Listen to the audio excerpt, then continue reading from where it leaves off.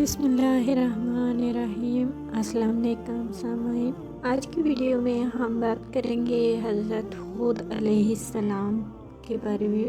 حضرت ہود علیہ السلام کا ذکر قرآن شریف میں بار بار آتا ہے۔ سورۃ الاعراف، سورۃ الحود، سورۃ الحشر وغیرہ میں اس کی تفصیل موجود ہے۔ حضرت نوح علیہ السلام کی اولاد مدتوں تک دنیا میں بسی اور آہستہ آہستہ پھر خدا تعالیٰ کو بھول گئی۔ شیطان نے پھر ان کو بہکا کر بتوں کی پوجا پر لگا دیا۔ خداوند تعالیٰ جو اپنے بندوں پر بڑا رحم کرنے والا ہے، اس نے پھر حضرت ہود علیہ السلام کو اپنا پیغمبر بنا کر ان لوگوں کے پاس بھیجا، اور انہوں نے اپنی قوم سے جو عاد کہلائی تھی کہا کہ تم خدا کی عبادت کرو، اس کے سوا کوئی تمہارا معبود نہیں۔ میں تم سے اس واضح نصیحت کے بدلے کوئی مزدوری یا اجرت نہیں مانگتا، مجھے اس کا بدلہ تو وہ خود دے گا جس نے مجھے پیدا کیا ہے۔ اور اے میری قوم، تم اپنے رب سے بخشش مانگو اور اس سے توبہ کرو، وہ تمہارے لیے میں برسائے گا جس سے تمہارے کھیت اور باغات اچھے ہوں گے اور تمہاری طاقت بہت بڑھا دے گا۔ وہ بولے کہ اے ہود، ہم تمہارے کہنے سے اپنے بتوں کو نہیں چھوڑ سکتے، تم کوئی نشانی دکھاؤ۔ ہم تو یہ سمجھتے ہیں کہ ہمارے بتوں میں سے کسی نے تم پر آسیب کھا دیا ہے اور تم دیوانے ہو گئے ہو۔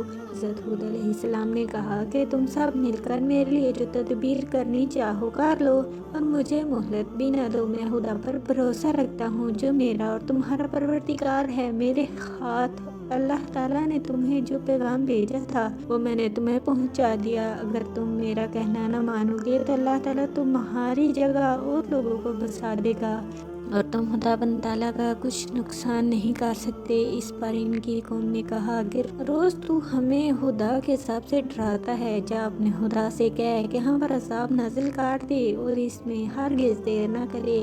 حضرت ہود علیہ السلام پر جو ایمان لائے تھے وہ غریب اور کمزور تھے، اور جو کافر تھے وہ مالدار اور سردار تھے۔ ان سب نے حضرت ہود علیہ السلام کا مذاق اڑایا۔ آسمان پر ایک بادل نمودار ہوا جسے دیکھ کر یہ سمجھے کہ بارش ہونے والی ہے۔ حضرت ہود علیہ السلام کو اللہ تعالیٰ نے بتا دیا تھا کہ یہ عذاب ہے، چنانچہ وہ ایماندار لوگوں کو لے کر بستی سے باہر چلے گئے۔ اس بادل کے بعد آندھی آئی جو 8 دن اور 7 رات تک متواتر چلتی رہی، یہاں تک کہ سب کافر مر گئے اور نیست و نابود ہو گئے۔ اور اس طرح ایک بار پھر اللہ تعالیٰ کی زمین کافروں اور مشرکوں سے خالی ہو گئی۔ حضرت ہود علیہ السلام کی امت جو عاد کہلائی تھی وہ اللہ تعالیٰ کے عذاب سے ہلاک ہو گئی، اور اس میں کہ باقی بچے ہوئے لوگ پھر آباد ہوئے، ان کی اولاد بڑھتی گئی، انہوں نے اپنا نام سمود رکھا۔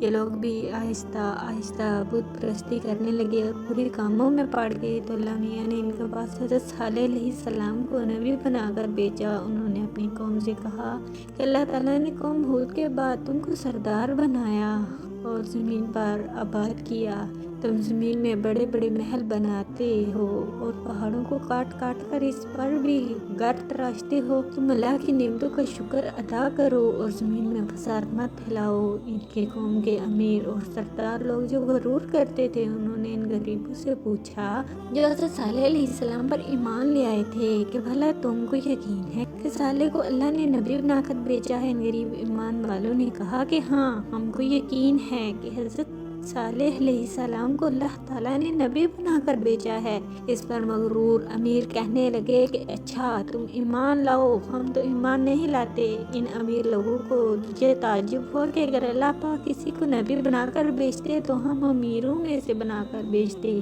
ہم امیروں میں سے کسی کو نبی بناتے۔ حضرت صالح علیہ السلام برابر اللہ تعالیٰ کا پیغام ان کو پہنچاتے رہے، مگر کوئی ان کی نہ سنتا بلکہ الٹا مذاق اڑاتے۔ بلکہ آخر میں ان لوگوں نے فیصلہ کر لیا کہ حضرت صالح علیہ السلام سے کہا جائے کہ اگر سچے نبی ہو تو اس پہاڑ میں سے اونٹنی پیدا کر دے، ہم آپ پر ایمان لے آئیں گے اور جانیں گے کہ آپ سچے نبی ہیں۔ حضرت صالح علیہ السلام نے اللہ تعالیٰ سے دعا کی، اللہ میاں تو سب کچھ کر سکتے ہیں۔ اللہ تعالیٰ نے حضرت صالح علیہ السلام کی دعا قبول کی اور ایک پہاڑی سے اونٹنی کو پیدا کر دیا، لیکن ان کی قوم یہ سچائی دیکھنے کے بعد بھی ایمان نہ لائی۔ یہ اللہ کی اونٹنی ایسی تھی کہ جس چشمے پر جا کر پانی پیتی تھی سب پانی ختم کر دیتی تھی۔ اب تو ان کے قوم کے لوگ اور بھی پریشان ہوئے۔ حضرت صالح علیہ السلام نے اپنی قوم سے کہا کہ دیکھو، اس اونٹنی کے لیے باری مقرر کر لو، एक रोज़ तुम्हारे जानवर चश्मे से पानी पिए और एक रोज़ ये ऊँटनी पिए, लेकिन देखो इसको बुरी नीयत से हाथ न लगाना,